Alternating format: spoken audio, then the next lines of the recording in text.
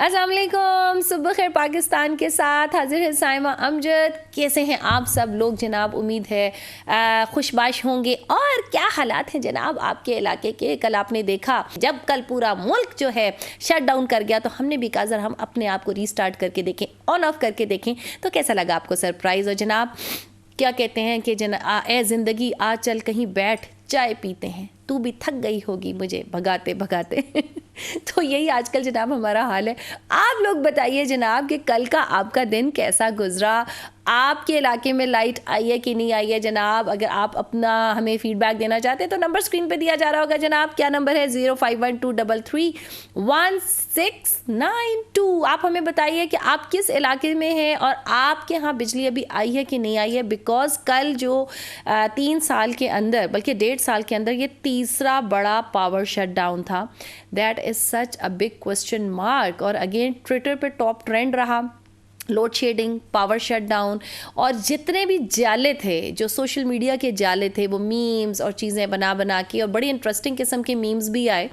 और वो ये था कि जनाब चूँकि IMF का हमने कर्जा नहीं दिया तो IMF वाले मीटर उतार के ले गए। एक और ट्वीट जो बड़ी चल रही थी वो ये चल रही थी कि चूँकि मुल्क चल नहीं रहा तो इसको जो है किसी IT वाले ने इनको मशवरा दिया कि मुल्क को रीस्टार्ट करके देखें, ऑन ऑफ करके देखें। तो ये वाली चीज़ें अगेन जैसे भी हालात हों, जो पाकिस्तानी अवाम है ना वो अपनी दिल पशोरी के लिए ना ये वाली चीज़ें करती रहती है, ढूंढ भी लेती है। But on a serious note ये कोई इतनी अच्छी बात नहीं है। जब हम कहते हैं कि we are a nuclear state, तो न्यूक्लियर स्टेट में ऑब्वियसली बिजली नहीं है, और बिजली 24 घंटे, I mean like that is quite a big time frame.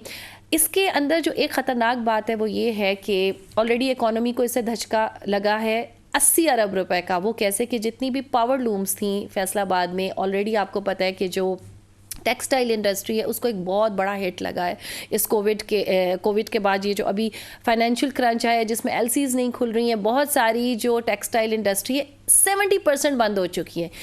जो चल रही थी वो चूंकि कल के डेज़ के अपने ऑर्डर्स कंप्लीट नहीं कर सकी, जिसकी वजह से एक झटका पाकिस्तान की इकोनॉमी को 80 अरब रुपए का सिर्फ इस सेक्टर में और लग चुका है। तो ये जब हम बात करते हैं ना कि जी क्या होगा, एक दिन से क्या फ़र्क पड़ता है, तो ये फ़र्क पड़ता है, बहुत बड़ा सवालिया निशान है। इवन कि कल हमने देखा कि अमेरिकी दफ्तर ख़ारजा की तरफ से भी ये बयान आया सामने कि हम बिल्कुल आगाह हैं कि पाकिस्तान में ये पावर शट डाउन हुआ है, और अगर उनको हमारी मदद की ज़रूरत हुई तो हम करेंगे। But again you know what, ये थोड़ा सा वरीसम हो गया अब, बहुत ज़्यादा लाइक इसको भी पोलिटिसाइज़ किया गया, क्योंकि ज़ाहिर है पिछली गवर्नमेंट में भी एक आधी दफ़ा ये हुआ, इस मौजूदा गवर्नमेंट के दौरान जो है 2 दफ़ा ये हो चुका है। और 24 घंटे गुजरने के बाद भी, जो कि एक बहुत बड़ा टाइम फ्रेम है, अभी भी 100% जुज़वी बहाल हुई है बिजली। कुछ जगहों पे आ रही है, कुछ जगहों पे नहीं आ रही। और अगेन कराची के बहुत सारे, जिसमें डिफेंस हैं, और बहुत सारे ऐसे इलाके हैं जहाँ अभी भी बिजली बहाल नहीं हुई। तो दैट इज़ वरीसम। और बिजली के साथ कनेक्टेड होती है जनाब पानी, और पानी नहीं आता है, और बहुत ज़्यादा लोगों ने तकलीफ़ का कल सामना किया इस सर्दी के अंदर। हम मिलते हैं एक छोटे से ब्रेक के बाद। Stay with us.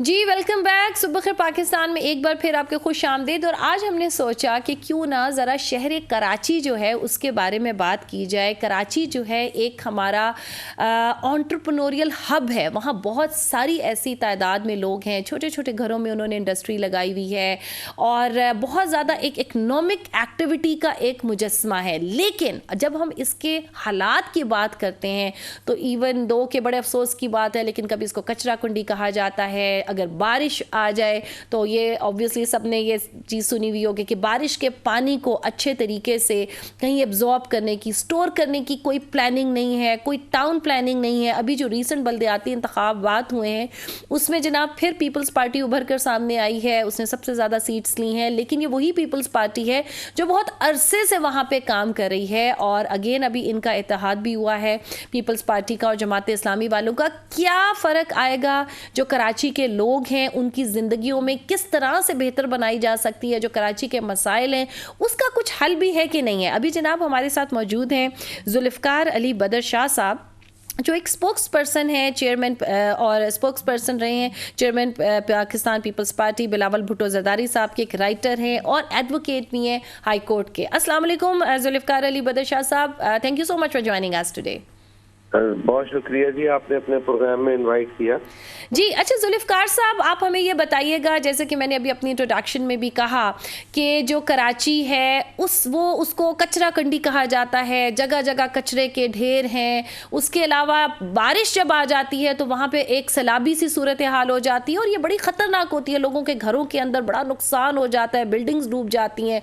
And then अगर हम टाउन प्लानिंग की बात करें वो हमें कहीं नज़र नहीं आती। एक कंक्रीट का जंगल है कि जो कंक्रीट जो है उसकी वजह से पानी एब्जॉर्ब नहीं हो पाता, कहीं उसकी स्टोरेज का मसला नहीं है। अभी हालिया ये जो इंतखाबात हुई हैं उसमें पीपल्स पार्टी फिर नंबर 1 जमात बन के आई है, बहुत सारी सीट्स आप लोगों ने ली हैं। तो क्या इरादा है, जो कराची के अवाम है जो अब नज़रें लगाए बैठे हैं अपने मुंतखब अवामी नुमाइंदों से, तो क्या बेहतरी आएगी कराची में? बिस्मिल्लाहिर्रहमानिर्रहीम। बहुत शुक्रिया मैडम, आपने अपने प्रोग्राम में मुझे इनवाइट किया।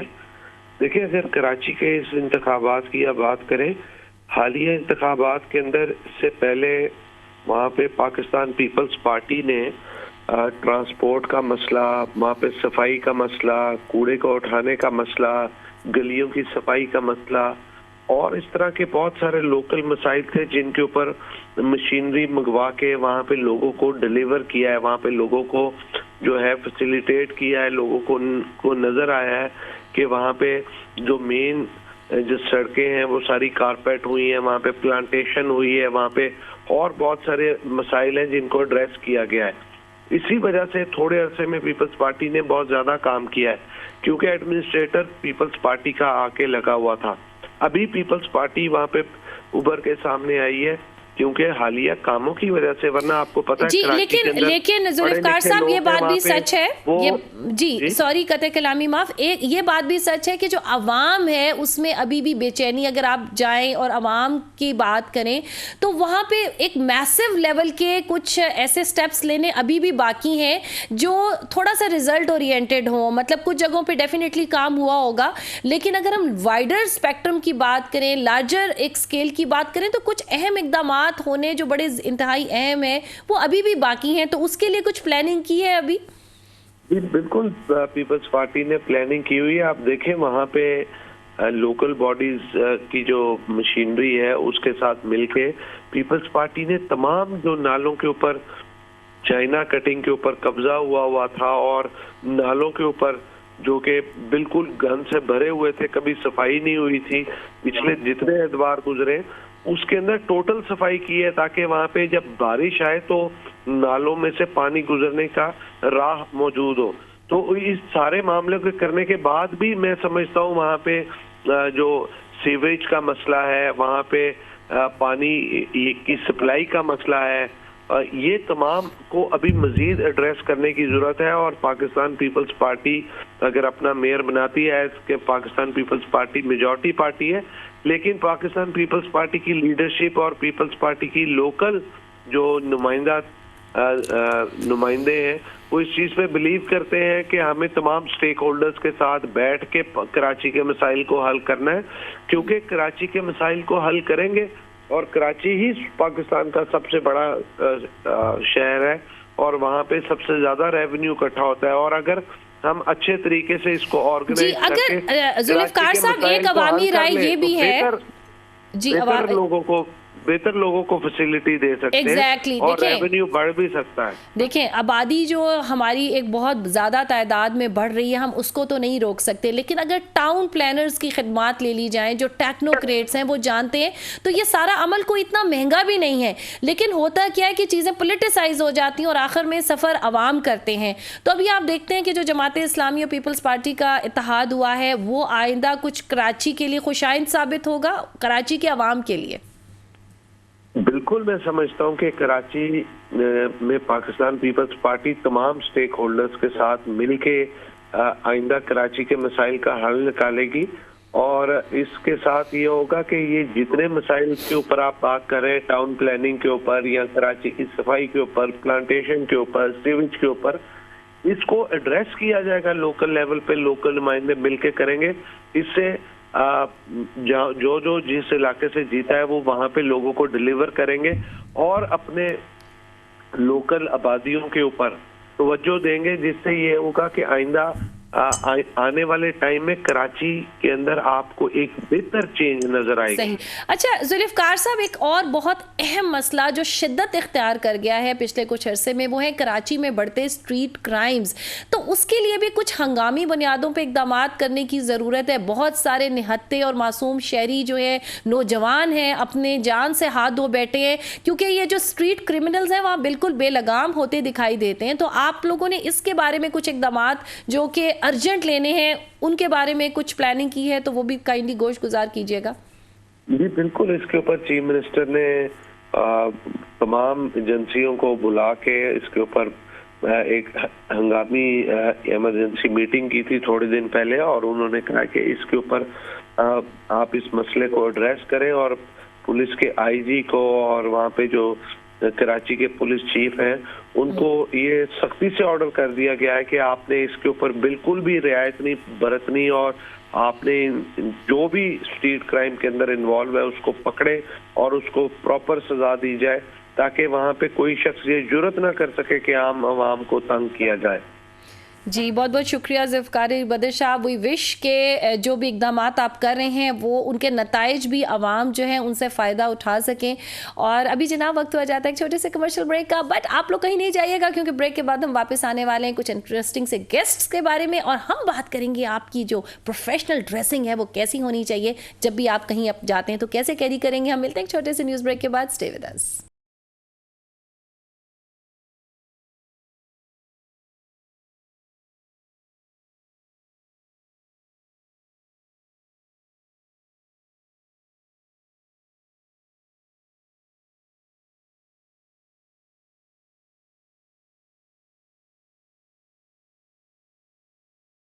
Welcome back. सुबह खैर पाकिस्तान में एक बार फिर आपको खुश आमदेद हो जनाब। अभी जो हम टॉपिक डिस्कस करने वाले हैं that is very interesting yet very important. वो ये कि हम बात करेंगे कि जो आपकी पर्सनल ब्रांडिंग होती है उसमें जो आपकी ड्रेसिंग है वो कितनी इंपॉर्टेंट है, वो क्यों इंपॉर्टेंट है, और जो प्रोफेशनल्स होते हैं वो उनको कैसे ड्रेसअप होना चाहिए, और as a matter of fact क्या आपकी सक्सेस की जो जर्नी होती है उसमें जो आपका एक पर्सनैलिटी इमेज होता है, जिसमें ड्रेस जो है आपकी जो ड्रेस सेंस है, जो उसकी एटिकेट्स हैं, वो कितना मैटर करते हैं जनाब। इसी चीज़ को हम डिस्कस करेंगे। और हमारे साथ आज मौजूद हैं हामिद सईद साहब, जो एक international image and wardrobe consultant है। तो जनाब वेलकम करते हैं। अस्सलाम वालेकुम हामिद सईद साहब, thank you so much for joining us today. जी welcome, thank you for having me on the show.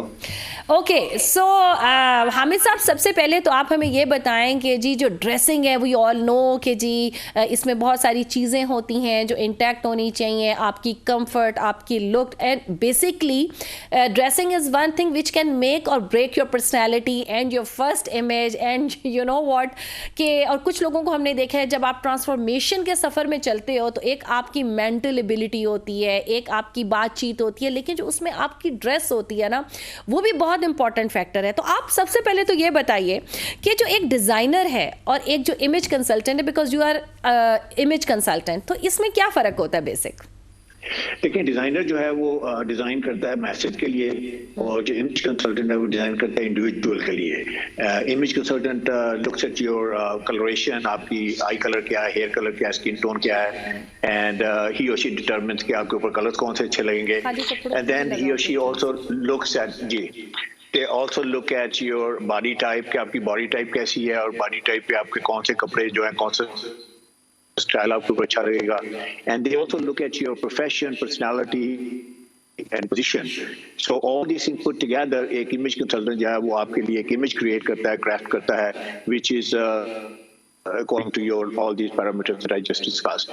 और जो डिजाइनर होता है वो मैसेज के लिए डिजाइन करता है। So that's the huge difference, individual as regard compared to message. Yeah, because this is a phenomena ना for most of the people, yes they go to designers और डिज़ाइनर्स आपकी अपनी चॉइस पे आपको चीज़ें बना करके दे देता है, ठीक है। लेकिन जो इमेज कंसल्टेंट है that actually is helping you out for your branding, जो आपका एक ब्रांड एम है, and that again is that might be according to the professions. लेकिन आप मुझे एक बात बताएं, इज ड्रेसिंग दैट इम्पॉर्टेंट? देखिए, ड्रेसिंग इंतहाई इंपॉर्टेंट है, इसलिए कि before you utter a single word out of your mouth, इससे पहले कि आप मुंह से कुछ भी लफ्ज बोलें, आप अपने बारे में सब कुछ बता होते हैं। जैसे कहते हैं वर्बल कम्युनिकेशन, जैसे फर्स्ट इंप्रेशन आपने आउटसेट पे बात की, फर्स्ट इंप्रेशन कैसे क्रिएट करते हैं, and that's created through all non verbal communication. अच्छा, इसमें आप अपने लिबास के जरिए से अपने persona, personality and whole package about you, आप कुछ चीज़ें कम्युनिकेट करते हैं, कुछ मैसेजेस देते हैं अपने ऑडियंस को विदाउट सेइंग सिंगल वर्ड। वो मैसेजेस क्या है? सबसे पहला मैसेज तो आप ये देते हैं कि आप किस सोशो इकोनॉमिक लेवल से बिलोंग करते हैं। I mean why it's important? It's important क्योंकि लोग जो है परसीव करते हैं कि आप जो है एफ्लुएंट से बिलोंग करते हैं, या मिडिल क्लास से बिलोंग करते हैं, अपर मिडिल क्लास से, या लोअर से, of that matter आप किसी विलेज या पोर एनवायरनमेंट से बिलोंग करते हैं, just the way they look at you. अच्छा, इसमें इंपॉर्टेंट बात ये नहीं है कि आप कहाँ से बिलोंग करते हैं, because you can belong from any place, I mean this is how the cards are cut, जैसे आप पैदा हुए। इंपॉर्टेंट चीज ये है कि डू यू लुक, आप प्रोजेक्ट क्या करना चाहते हैं, आप शो क्या करना चाहते हैं, something that you are on your way to right. दूसरी चीज जो बड़ी इंपॉर्टेंट है वो ये है कि आप नॉन वर्बली ये बताते हैं कि आप कितने कामयाब हैं या नाकाम हैं। अगर आप कामयाब नहीं लगते तो फिर ऑब्वियसली नाकाम लगते हैं, और अगर आप नाकाम लगते हैं तो who's gonna hire you, who's gonna do business with you, who's gonna go socially with you and all that। तीसरी चीज जो बड़ी इंपॉर्टेंट है वो ये है कि आप कॉन्फिडेंट लगते हैं कि नहीं लगते। अगर आप कॉन्फिडेंट लगते हैं तो believe it, the game is over. Confidence जो है वो दो चीजों से आता है। एक ये है कि आपका जो स्किल सेट है, जो आपकी एक्सपर्टीज है, आपको ग्रिप होनी चाहिए अपने कंटेंट पे, and the other thing the confidence comes from how you look. और चौथी चीज जो है वो आपकी अगेन नॉन वर्बल कम्युनिकेशन से आपको ये बताते हैं कि how trustworthy, incredible you are.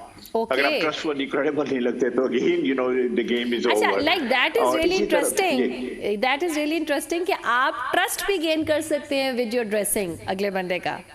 Absolutely, absolutely. मैं एग्जांपल देता हूँ। For example, you want to look trustworthy, credible. एक कलर है जो आपको trustworthy, credible शो कर सकता है, and that is white. Okay. White means trust me, white means credible, white means polished, white means refined, sober, honest, open. Even snow का colour भी white है, और peace का निशान भी white है। हमारे नबी पाक सल्लल्लाहु अलैहि वसल्लम का most favorite color white, so how could we go wrong? अब white जो है, men white shirt पहन सकते हैं, women जो है वो white को incorporate कर सकती हैं दुपट्टे के साथ या किसी और पाइपिंग के साथ, ट्रिमिंग के साथ। I am talking about the colour which is closer to your face. तो आपने अगर ट्रस्टवर्दी, क्रेडिबल लगना है, which I think everybody and then the white shirt or white, अच्छा, एक बट ये जो कॉर्पोरेट कलर है ब्लैक के बारे में आप क्या कहेंगे? बिकॉज ब्लैक कहते हैं ना, it never goes out of fashion, ठीक है। एंड देन जो कॉर्पोरेट कलर है, यू थिंक दैट उसमें ब्लैक का बहुत रोल है? क्योंकि हमें जितने भी कॉर्पोरेट कल्चर में ब्लैक सूट्स बहुत नजर आते हैं, वाइट सूट्स इतने कॉमन नहीं है, वो थोड़े फैंसी साइड पे जाते हैं। तो what do you say that it differs for females and males, और मेल्स के लिए ब्लैक गोज, अगर आप कॉर्पोरेट सेक्टर की बात करें तो? एक्चुअली जी, कॉर्पोरेट, नॉन कॉर्पोरेट, ब्लैक जो है ना, ब्लैक मीन पावर। याद रखिए, हर कलर जो है वो इसकी कॉन्नोटेशन है। Black means power. So obviously अगर आप पावरफुल लगना चाहते हैं तो आप ब्लैक सूट पहन सकते हैं, ब्लैक जो है वो इवन शलवार कमीज पहन सकते हैं, ब्लैक शर्ट पहन सकते हैं। Black represents power. For example, अगर आपने मेन शूटिंग में है तो आप ब्लैक सूट पहन लें, व्हाइट शर्ट पहन लें, red tie, so that's like power look, I would say epitome of power. इसी तरह same thing goes for women. आपने कहा कि black is very popular colour, it's very elegant, it also projects elegance and authority, and it's very reliable solid colour. अच्छा, आप मुझे ये बताएं कि अब आप वो कामयाबी का वो जो एक वो कहते हैं ना कि राज बता दें कि how can one dress for success, and is there any particular formula? जैसे हमारी चीज़ में कहते हैं ना कि जी कुछ फार्मूला है ड्रेसिंग का। जी एक्चुअली कामयाबी और लिबास का बड़ा क्लोज ताल्लुक है. It's a direct correlation because the people, the way people look at you, if they look at you that you look successful, then obviously they're perceiving you as successful. तो कामयाब लगने के लिए जो फार्मूला लिबास है वो है, मैंने फार्मूला डेवलप किया about 20 years ago, 5 P's of dressing. उसको थोड़ा सा मैं आपको एक्सप्लेन कर देता हूँ. तो पहला P उसमें जो है वो पिगमेंटेशन है. Colour should be right. You must be wearing the right colour. Colour should be compatible to your eye colour, hair colour, skin tone. आपकी पिगमेंटेशन के मुताबिक कलर हो तो आप अच्छे लगेंगे. अच्छे लगने का मतलब ये है कि जब आप कोई अच्छा कलर पहनते हैं, राइट कलर पहनते हैं जो कंपैटिबल है आपकी skin tone, eye colour, hair के साथ, ये कलर यहाँ की बात बड़ी जो फेस के थ्री कलर है. देन जिसे कहते हैं स्किन ग्लो करती है, आपकी आईज मोर वाइब्रेंट लगती हैं, आप मोर एनर्जेटिक लगते हैं. You look like you can go there, conquer the world. अगर आपने रॉन्ग कलर पहना है स्किन टोन और आई कलर, हेयर कलर के मुताबिक, then you look lethargic, you look lazy, you look tired, you look like you want to go to sleep. तो colour इंतहाई important है. तो इसमें जो चंद कलर्स हैं जो पाकिस्तानी स्किन टोन पे अच्छे लगते हैं, वो I can mention those colours. Black बहुत अच्छा कलर लगता है हमारी स्किन टोन पे, इवन दो हमारा सांवला कलर है या फेयर है या मीडियम है. Dark navy is a beautiful colour. Also dark navy जो है वो रिप्रेजेंट करता है authority plus also openness and approachability. जैसे सिर्फ ब्लैक कलर जो है, I said I mentioned earlier that it shows more power. इसके अलावा आप ग्रे शेड्स हैं जिसमें आपका लाइट ग्रे है, मीडियम ग्रे है, चारकोल ग्रे है. These colors look fantastic on us. Shirting में आप वो white color, obviously we talked about that. Blue के जितने shade हैं, they look very nice on you. And then also if you want the color, baby pink and baby lavender, that looks very nice on you. So this is about the first formula, first I would say P of formula, pigmentation. Second is physique. You must know आपकी body type. ये आपने बहुत important बात की, बहुत important बात की, क्योंकि मैं चाहूंगी कि कुछ लोग जो बल्कि होते हैं, they actually want to fit in and try and to follow the trends, कि जी ट्रेंड्स चल रहे हैं बट वो उनकी फिजिक के साथ मैच नहीं करते. तो आजकल चूंकि ओबेसिटी और जो मोटापा है ये हर एक का एक जनरल कॉमन मसला है, तो मैं चाहूंगी थोड़े टिप्स दे दें कि जो थोड़े हैवी बल्कि लोग हैं उनको कैसी ड्रेसिंग करें कि वो थोड़े से स्लिम भी लगें और थोड़े से अच्छे प्रेजेंटेबल लगें. सबसे पहली बात यह है कि if you are a little bulky and you're a little heavy, तो I would say कि don't go with a slim fit clothes मत पहनिए. It should be a little bit more forgiving जो fit है, because obviously if you will wear very tight clothes, तो फिर वो आपके सारे areas जो आप camouflage करना चाहते हैं वो ज़्यादा prominent हो जाएंगे.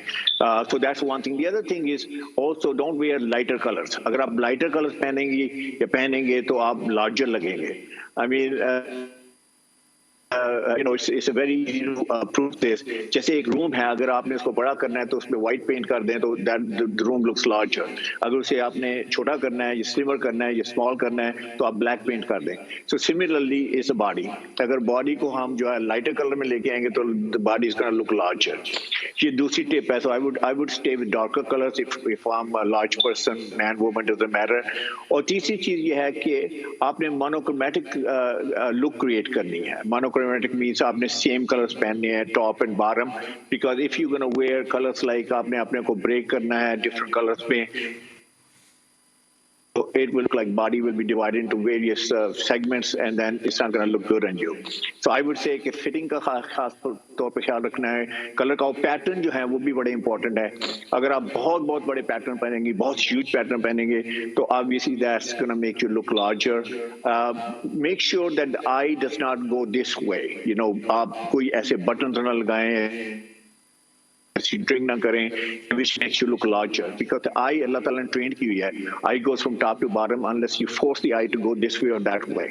तो आपने अपनी जो डिजाइनिंग है, जो अपनी जो स्टाइलिंग है, उसमें मेक श्योर करना है कि it's make sure करना है कि the eye doesn't go wide and eye goes like more monochromatic.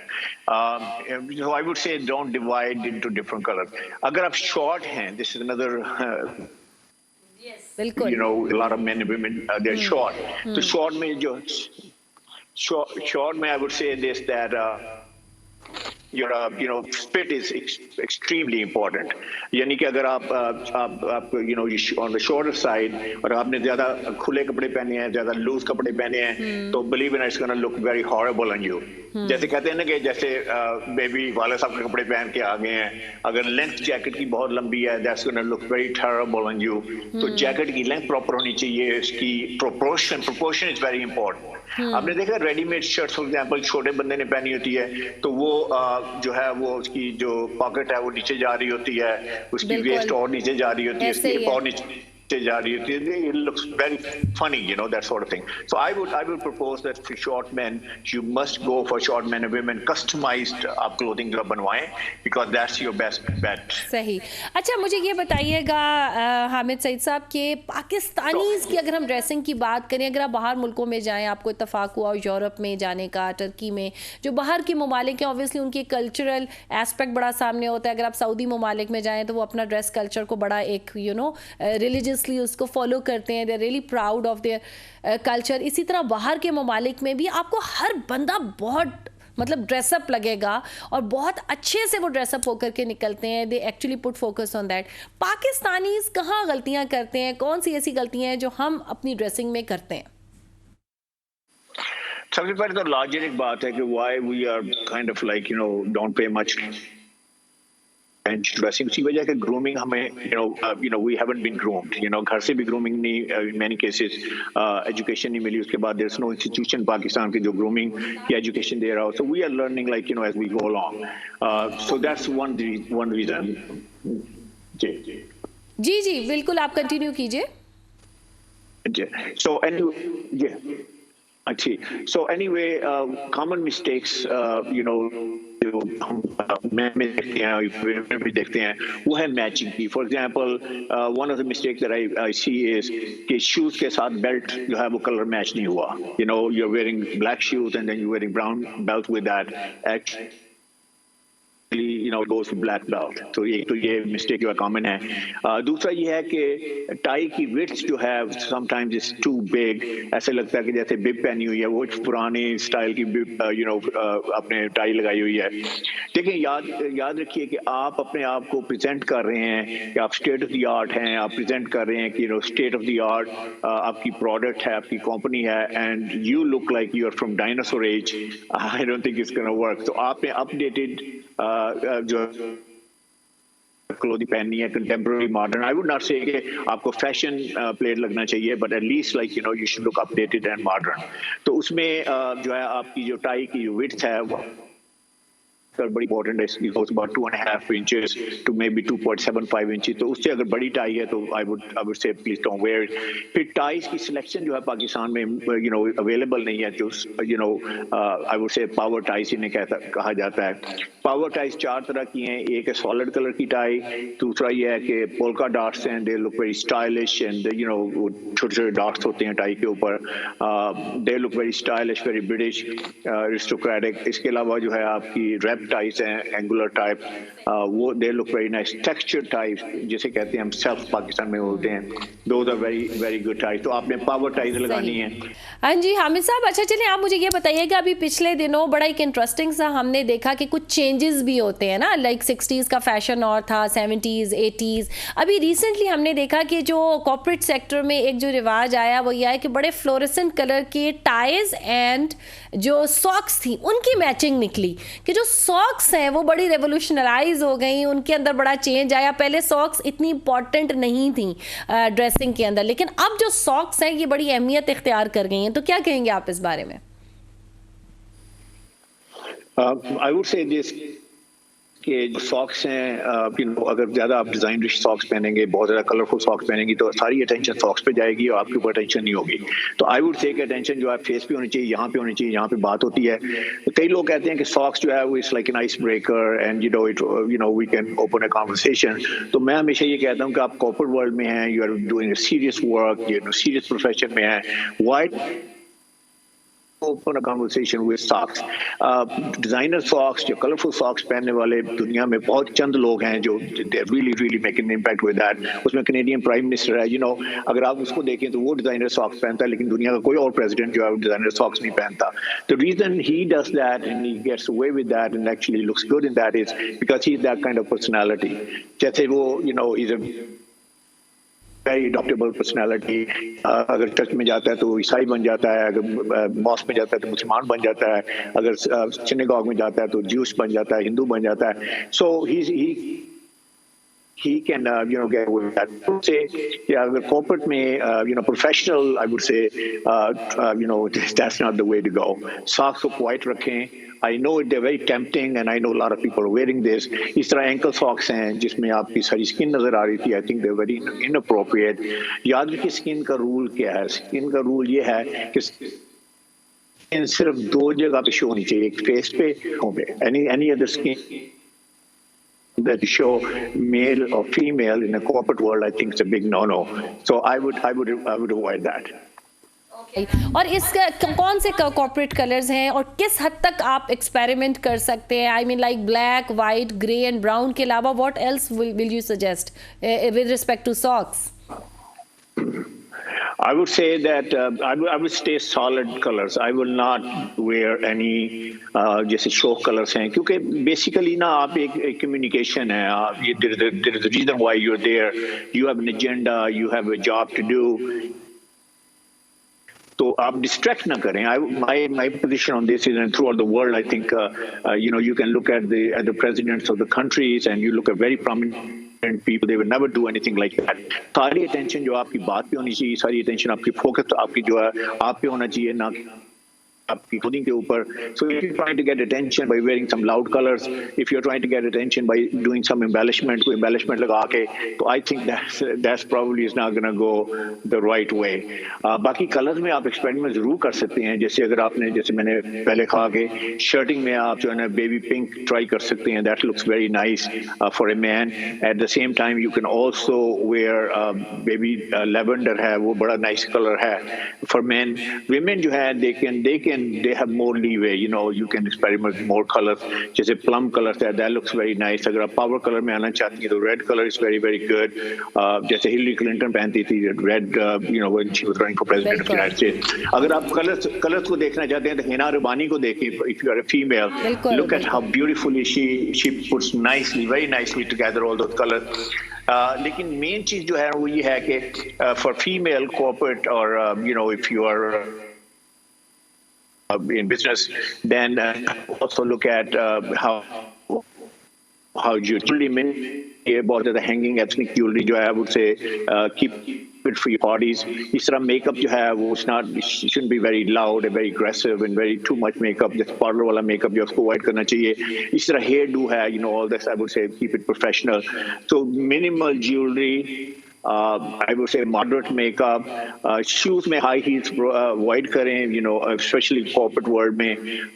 You can have it at the party and all this, have fun and do whatever you want to do there. लेकिन business में और corporate meeting में बहुत शुक्रिया. Thank you so very much for enlightening us on this very important topic. और अभी जनाब वक्त हुआ जाता है एक छोटे से कमर्शियल ब्रेक का. ब्रेक के बाद वापस आते हैं और मिलते हैं अपने नए मेहमान के साथ. Stay with us.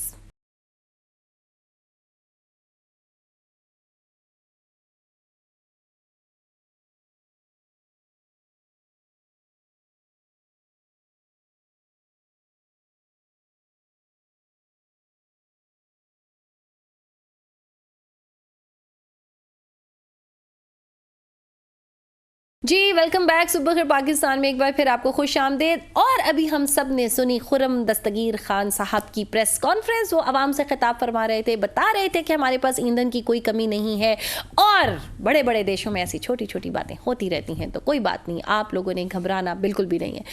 तो जनाब अभी आज हम बात करेंगे कुछ थोड़ा सा इंटरेस्टिंग सी. आजकल आपको पता है सोशल डिजिटल मीडिया का दौर है, वायरल होने का दौर है. आपकी कोई एक चीज़ क्लिक कर गई और आप पूरी दुनिया में वायरल हो रहे होते हैं. जैसे कि अभी हमने पिछले दिनों देखा कि आयशा जो थी वो वायरल हुई, फिर हमने देखा पार्टी हो रही है वायरल हुई थी, और इनकी जो वीडियोस थी उनको रिक्रिएट किया बहुत बड़े बड़े नामों ने और शोहरत की बुलंदियों पर इनको पहुंचा दिया. तो आज हम बात करेंगे कि हाउ इंपॉर्टेंट इज़ दैट, अगर आप इस चीज़ में सोशल डिजिटल मीडिया को एक अच्छे ऑर्गेनाइज्ड प्रोफेशनल वे में यूज़ करना चाहते हो तो जो वीडियो कंटेंट है उसको कैसे बनाया जाए, कैसे वायरल हुआ जाए और कैसे उसको how to make use of that. और जनाब अभी हमें ज्वाइन किया स्टूडियोज़ में हमारे साथ मौजूद हैं असबर अली, जो एक सोशल मीडिया एक्टिविस्ट हैं, एक इन्फ्लुएंसर भी हैं, फ्रीलांसर हैं, डिजिटल मीडिया एक्सपर्ट हैं। अस्सलाम वालेकुम असबर, कैसे हैं आप? जी अल्लाह का शुक्र, आप सुनाएं कैसा गुजरा आपका कल का दिन जब अंधेरों में डूबे हुए थे सारे पाकिस्तानी अवाम? तो how what were you doing? मैं बेसिकली इस्लामाबाद पहुंचा ही था टाइम, और हमें लगा शायद अब वो ठीक हो जाएगा, अब ठीक हो जाएगा, पर अनफॉर्चुनेटली मैं काफ़ी देर से ट्रैवल कर रहा था। हाँ। तो मुझे अपनी गाड़ी में टायर प्रेशर चेक कराना था। तो आप यकीन नहीं करेंगे कि 500 किलोमीटर का सफ़र मैंने तय किया और कहीं पर भी लाइट नहीं थी, सिर्फ मैं गाड़ी के टायर में हवा भी नहीं भरा सका, और इतना मतलब चीज़ें डिस्टर्ब हुई थी, है ना। जी। कहने को तो बहुत वो कहते हैं ना कि अब क्या कहेंगे कि जी बड़े बड़े देशों में ऐसी छोटी छोटी बातें होती रहती हैं। सिमरन असपर, तो घबराना नहीं है आपने। अच्छा जी, अभी हम जैसे बात कर रहे थे जनाब, आपने देखा कि अभी वो वायरल गर्ल जो थी, धूमें मची हुई, लिटरली माधुरी दीक्षित ने इतने बड़े बड़े नाम हैं, इवन कि अभी आपको पता है वहाँ पे बिग बॉस का सीजन आ रहा है, उन लोगों ने उसको रिक्रिएट किया, हर बंदे ने किया। इससे पहले हमने देखा, अगर कुछ हम पाकिस्तानी ही नाम ले लें तो कुछ लोग फौरन से क्लिक हो जाते हैं, जैसे कि वो पार्टी हो रही है। अब वो इवन के फॉरेनर्स ने भी बनाया उसमें कि हमारी पार्टी हो रही है, कुछ भी, I mean it doesn't make sense to normal people. उसमें कई दफ़ा लोग लॉजिक भी ढूंढने लगते हैं कि ये क्या है, फलाने ने इतने अवार्ड ले लिए, इतने सर्टिफिकेट्स ले लिए, वो तो नहीं हो रहे, ये क्यों हो रहे हैं, ये कैसी आवाम है। बट क्या कोई फॉर्मूला है वायरल होने के पीछे? बिल्कुल ज़बरदस्त बात आपने की, और ये जब हम सारी बातें देखते हैं, हमारी स्पेशली यूथ, तो उनको लगता है कि बस ये हम भी करेंगे और हम वहाँ पहुँच जाएंगे। इसमें कोई डाउट नहीं है कि हज़ारों में से एक होता है जिसका जैक शायद लग जाता है। बेसिकली इसको हम यूं कहना कि आप ऐसे कर लो तो वायरल हो जाओगे। आपके अंदर कोई भी एक चीज़ क्लिक करने की देर है लोगों को। अब वो चले पार्टी हो रही है तो फिर भी कोई आवाज़ निकल रही थी, तो डांस होने में ऐसी क्या सुबह शाम तक, it was just normal dance. आप ये देखो कि उनके लेकिन कुछ था, मतलब जब आपने उसको पहली दफा देखा तो एक खिंच सी पड़ी थी। बिल्कुल ऐसा ही है। अब वो क्या था, वो जो क्रिज्मा था, वो जो अट्रैक्शन थी, I mean there was something unusual about that dance. बिल्कुल ऐसा ही। What was that? वो अभी साइंसदानों की टीम बैठी हुई है, वो रिसर्च कर रही है, ऐसा क्या था। बिल्कुल, तो क्योंकि टिकटॉक पर हम देख रहे हैं हमारे बच्चे सुबह से रात तक डांस ही कर रहे हैं, और फिर ये क्यों निकला और वो क्यों निकल गई, तो उसमें लड़के भी हैं लड़कियां भी हैं, तो ऐसा क्या था? तो क्या है कि कुछ लोगों ने उसको देखा और उसके बाद जो है ना वो वायरल हो गया। अच्छा, बहुत सारी चीज़ों में वायरल होने में आप ये देखेंगी कि कुछ चीज़ें होती हैं जो कि बाद में वायरल होती हैं, वो इवेंट बहुत देर पहले हुआ होता है। तो बेसिकली उसमें हमारे जैसे मार्केटर इन्वॉल्व होते हैं, जिनकी कम्युनिटीज़ होती हैं। जब तक वो वहाँ, क्योंकि एक चीज़ जब बड़ी ऑडियंस में आएगी तो उसके चांसेस ज़्यादा होंगे दूर तक जाने के, एज़ कम्पेयर टू के लोगों के पास 2-4 हज़ार 5 हज़ार अगर दोस्त बना रखे हैं फेसबुक पे आपने, तो उसमें चांसेस कम होंगे उसके दूर तक जाने के लिए। तो उस बड़ी कम्युनिटी तक अपने कंटेंट को लेके जाने के लिए या तो आप खुद बड़े हो जाएंगे एक्टिविटी कर करके, क्योंकि डेफिनेटली आप किसी भी इंटरेस्ट से रिलेटेड होंगे, आपको ऑडियंस फॉलो करने लग जाती है एक टाइम के बाद। शुरू में जारी बात है कोई नेगेटिव फीडबैक आता है, पर अल्टीमेटली अगर आप स्टिक रहेंगे और आपके अंदर कोई यूनिकनेस होगी तो लोग आपको फॉलो करेंगे। अच्छा, अब अगर यूनिकनेस की बात करें तो हम चूंकि अब बात कर रहे हैं, हम बहुत ज़्यादा जो लोग वायरल हुए और उसमें ऐसे कोई खास बात नज़र नहीं आती। भी आपने देखा होगा जो रीसेंट जिन्होंने पीछे छोड़ा वायरल गर्ल को, वो थे लाहौर दपावा, अख्तर लावा। अब आप मुझे बताएं उनकी क्या यूनिक आइडेंटिटी थी? देखें, हम हर चीज़ ना जो हमें न्यू लगती है हम उसको अपना पार्ट बना लेते हैं। अब उसका रिलेशन, हालांकि वो पंजाबी बोल रहे हैं और हमारा पता है कि हमारे पंजाब के अलावा शायद इतनी इन्फ्लुएंस नहीं है पंजाबी का बाकी लोकेशंस में, पर यहाँ से पता लगता है कि पंजाब की पावर कितनी है और वो चीज़ को कितना ऊपर ले गए हैं। तो बिल्कुल उसके अंदर जो है वो ऐसी चीज़ लोगों को नजर आई, और ये और मैं और आप शायद डिसाइड भी नहीं कर सकते एग्जैक्टली कोई लॉजिक नहीं है इसके पीछे। अच्छा, दूसरा इस पर ये बात बताएं मुझे कि लाइक ऐसा लगता है आमतौर पे कि जो एंटरटेनिंग चीज़ें होती हैं वो ज़्यादा जल्दी क्लिक होती हैं। जितनी भी अगर आप कुछ पढ़ाने की सिखाने की कोशिश करेंगे, उनकी इतनी ऑडियंस, वाइडर ऑडियंस नहीं मिलती। बट अगर कोई एंटरटेनमेंट से रिलेटेड कोई भी चीज़ है तो वो जल्दी क्लिक होती है उसकी, जैसे ह्यूमर है, कॉमेडी ज़्यादा जल्दी हो सकती है, या मतलब डांस से भी ज़्यादा मुझे लगता है अगर कॉमेडी का कोई, अब जैसे कुछ अर्सा पहले पोइट्री के फ्रेजेस लोग करते थे, वो भी बड़ा जो दुखी दिल है, टूटे दिल है, वो उनको अपने से रिलेट कर लेते हैं। तो इस तरह की चीज़ें ज़्यादा जल्दी क्लिक करती हैं। बिल्कुल, बड़ी ज़बरदस्त बात आपने की है कि क्लिक करती हैं। अगर हम इसको कंपेयर करें, लेट सपोज कोई कुकिंग चैनल है और कुकिंग चैनल जो है वो बहुत बड़ा चैनल को चला रहा है, बड़ा कंटेंट क्रिएशन बहुत टाइम से कर रहा है, पर आपको और मुझे पता तब लगेगा जब वो कहीं फीचर्ड होगा किसी बड़ी प्लेटफॉर्म पे, तो फिर मुझे और आपको पता लगेगा। अब उसके प्लेटफॉर्म पे आप जाएंगे तो वहाँ मिलियंस लोग फॉलो कर रहे होंगे।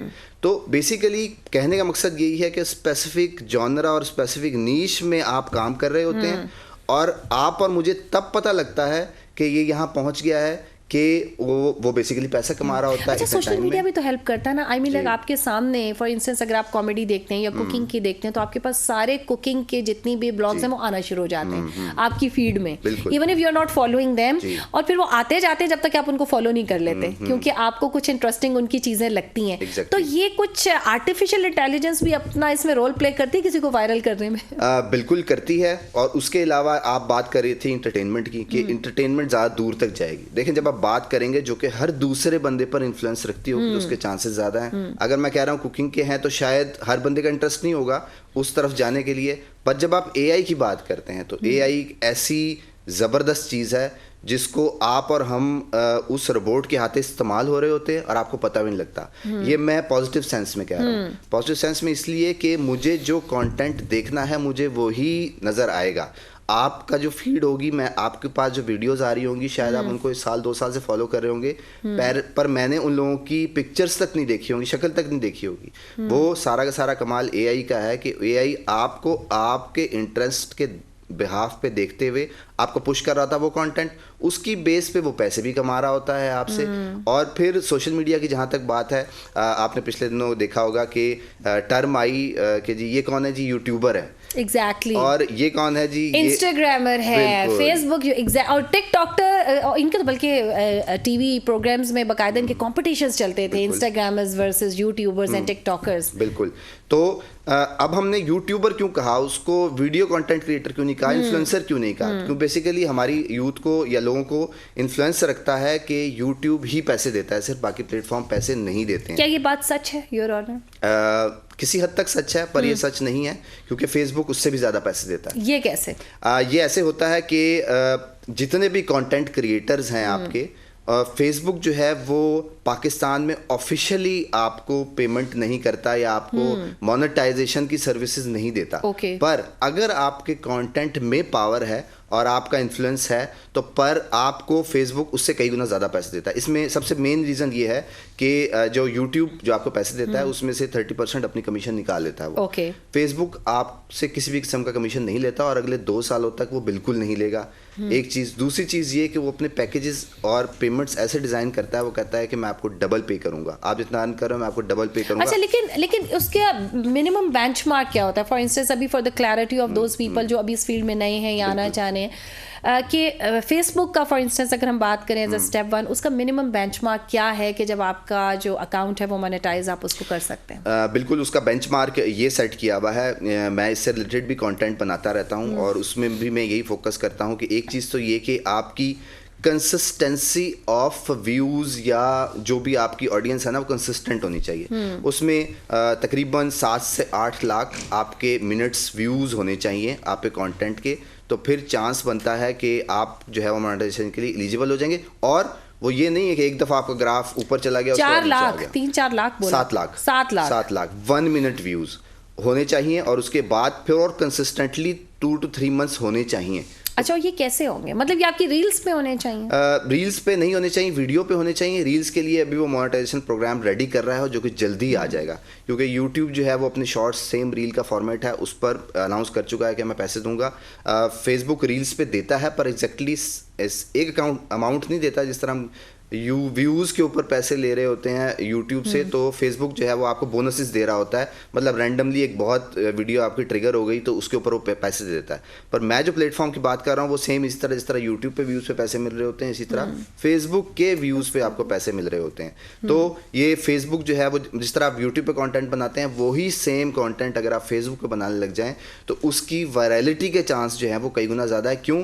क्योंकि फेसबुक पर आप शेयर नहीं कर सकते, आप डायरेक्टली टैग नहीं कर कर सकते हैं, और अगर टैग कर सकते हैं तो लोग इतना एक्टिवली वहाँ अवेलेबल नहीं होते जितना फेसबुक पे होते हैं। तो फेसबुक पर जो है वो चीज़ दूर तक जल्दी निकल जाती है एज़ कम्पेयर टू यूट्यूब के।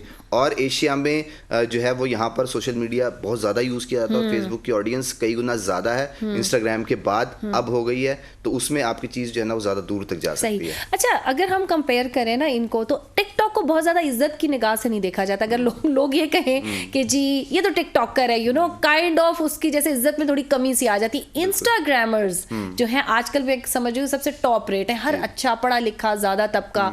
और मैं कह रही हूँ कि आपको वो जो लाइक एक होता है ना कि एक सीरियसनेस, वहाँ से आपको नॉलेज भी मिल जाता है, हर तरह की चीज़ मिल जाती है। तो क्या वजह है इसकी? हालांकि टिकटॉक पे यूथ ज़्यादा टिकटॉक पे है। देखिए, एक ट्रेंड ना सेट कर दिया जाता है हमारी तरफ से। अगर आप यहाँ पे गौर करें ना, तो एआई यहाँ पे बड़ा रोल अप्लाई करती है कि टिकटॉक पर अगर मैं एक चीज़ नहीं देखना चाह रहा, डांसेस नहीं देखा जा रहा, तो फिर क्या होगा कि मैं स्विच हो जाऊंगा, उसके ऊपर आपके फेसबुक पे चला जाऊंगा, किसी और प्लेटफॉर्म पे चला जाऊंगा। तो इंस्टाग्राम पे क्यों एक्टिव हो गए? इंस्टाग्राम पे आपने पिछले कुछ सालों में देखा होगा फीमेल्स बहुत ज़्यादा एक्टिव हो गई, और उनको बहुत ज़्यादा रिस्पॉन्स ही मिलना शुरू और जो लाइव्स करने शुरू किए। अच्छा, इस लाइव से भी फर्क पड़ता है आपकी ऑडियंस में? देखें, आप सुबह शाम अपनी शक्ल दिखाएंगे, आप कुछ करेंगे या नहीं करेंगे, तो फिर आपको जो है वो लोग देखना शुरू कर देंगे तो फॉलो करना शुरू कर देंगे। अब यहाँ पे सवाल होता है कि जी इंस्टाग्राम लोग यूज़ कर रहे हैं, इंस्टाग्राम से पैसे कैसे बनाते हैं? इंस्टाग्राम से पैसे बनाने का फॉर्मूला ये है कि आपके पास पीआरस तो आती हैं, ये छोटा मॉडल है। ये छोटा मॉडल है। बड़ा मॉडल ये है कि आपके पास कोई भी चीज़ है, अब जो पीआर आ रही है, एक आप देखते होंगे फीमेल्स खड़ी हुई किसी का अनबॉक्सिंग कर रही हैं या किसी का रिव्यू दे रही है। बिल्कुल। अब आप समझते हैं शायद किसी ने भेजा है, पर बेसिकली वो उनकी अपनी प्रोडक्ट होती है। एक चीज़। दूसरी चीज़ ये कि आप किसी भी चीज़ को ऑनलाइन सेल कर सकते हैं। इसी एग्जाम्पल मैं ये देता हूँ कि आप फीमेल हैं, आपको बैग्स का शौक है। अब अगर आपको कहीं से सस्ते बैग मिल जाते हैं, आप जाके कहते हैं जी मैंने यहाँ से ये बैग्स लिए हैं, और आप उसको जो है ना वो सेल करना शुरू कर देते हैं। उसमें प्रॉफिट मार्जिन मतलब ये है कि अराउंड 50 to 80% तक भी चला जाता है, और ये अप्लाई होता है उन तमाम चीज़ों पर जो कि देखकर जिस भी प्रोडक्ट की आप पैसे एग्जैक्टली नहीं बता सकते, लग्जरी आइटम है। अब एक बैग जो है वो आपका शायद 5,000 से लेकर 5 लाख और 50 लाख तक जो है ना वो जाता है, जो हैंड बैग होता है। तो उसकी प्राइस में इतनी वेरिएशन है कि अगर किसी को कोई चीज़ पसंद आ गई, अगर आपको वो चीज़ पसंद आ गई, तो आप कोशिश करेंगे अपनी जेब को देखने के बाद कि मैं इसको ख़रीद लूँ, चाहे वो आप चाहकर भी जो है ना अगर उसके लिए ज़्यादा पे कर रहे होंगे तो फिर भी आप उसको बाय कर लेंगे। तो इंस्टाग्राम में जो है ना वो ये पावर है कि आप डायरेक्टली इंटरेक्ट कर रहे होते हैं उसमें, क्योंकि उन्होंने लिंक्स बंद कर रखे हैं, ऐसे कुछ फीचर ऑफ कर रखे हैं, वो पिक्चर्स और वीडियोस पे ज़्यादा फोकस कर रहे हैं, क्योंकि इंस्टाग्राम भी फेसबुक के ही पास है। तो उसमें उन्होंने फीचर ऐसे दिए हुए हैं कि आप इंटरेक्शन इतनी ज़्यादा करें तो आपके विद इन नो टाइम जो है वो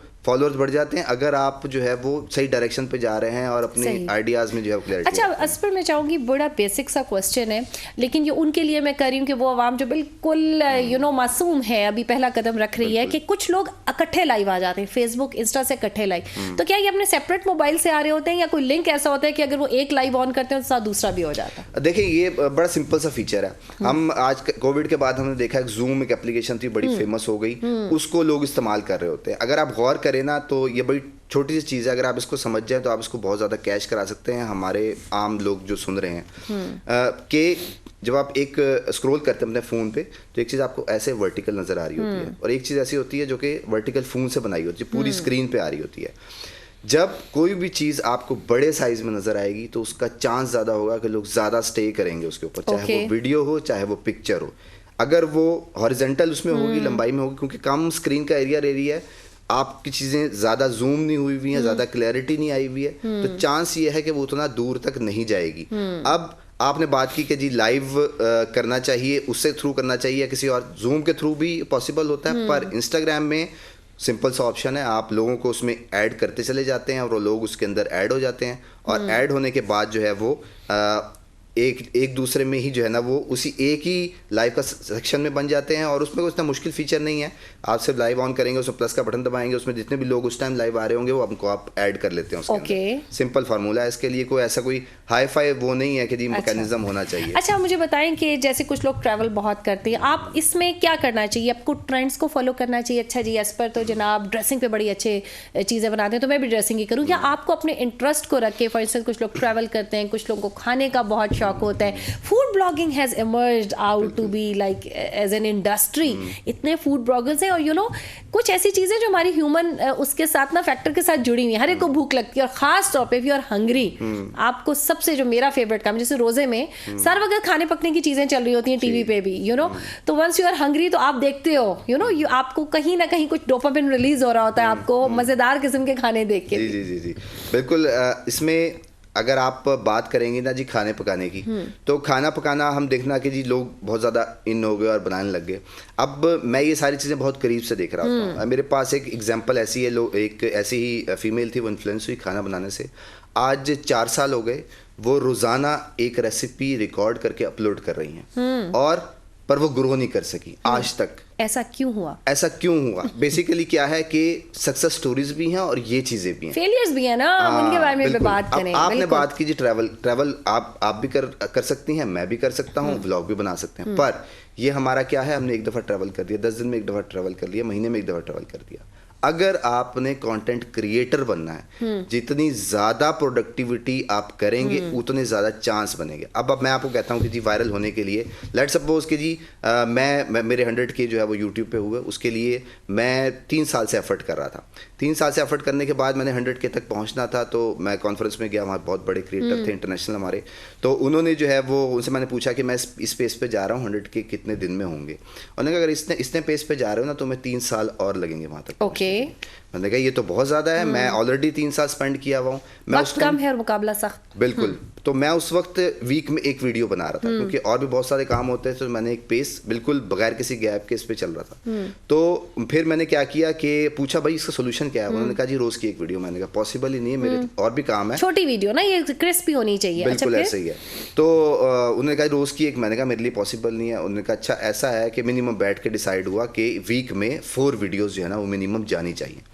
और वो मैंने 6 to 8 months वो फार्मूला अप्लाई किया, और इमीडिएटली जो है ना वो 7 months के अंदर 100K क्रॉस हो गया। लवली। तो बेसिकली क्या है, डेली की आप एक वीडियो बना के Exactly. अब ये यूट्यूब पे भी डालनी है आपने, फेसबुक पे भी डालनी है। ये तो है मिनिमम क्वांटिटी, ये मिनिमम आपने फॉलो करनी है। लोग तंग नहीं पड़ जाएंगे आपकी शक्ल देख देख के? नहीं, देखें बेसिकली प्लेटफॉर्म ने आप उनके लिए हाउस होल्ड नाम बन जाएंगे ना, वो आपको जानने लगे। बेसिकली आप क्वालिटी देंगे तो आप सुनेंगे ना, सिर्फ वीडियो कैमरा ऑन करके ऑफ नहीं करना, उसमें कुछ बोलना है, उनसे बात करनी है, कुछ वैल्यू एडिशन करनी है आपने। You have to make use of that very wisely. बिल्कुल। थैंक यू सो मच एस्पर। हमारे पास वक्त बिल्कुल खत्म हो गया। जाते जाते कोई वो कहते हैं ना ट्रिक ऑफ द ट्रेड बता दे हमारे देखने वालों को। ट्रिक ये है कि रोजाना की एक वीडियो तो मिनिमम है। अगर आप ज्यादा क्वांटिटी प्रोड्यूस करेंगे तो फिर बिलीव मी, सिर्फ आपने अपने 3 महीने दिन रात दे देना। एग्जैक्टली। आप वायरल होंगे ही होंगे। बहुत बहुत शुक्रिया इस पर। एंड क्वांटिटी की उन्होंने बात की, बट अगर आप इंश्योर कर लेंगे क्वालिटी को क्वांटिटी के साथ, तो then there is no looking back. इसके साथ ही जनाब साइमा अमजद को इजाजत दीजिए। प्रोग्राम का वक्त खत्म हो जाता है, आपसे मुलाकात होगी कल इसी वक्त इसी जगह। अपना बहुत सा ख्याल रखिएगा। अल्लाह हाफिज।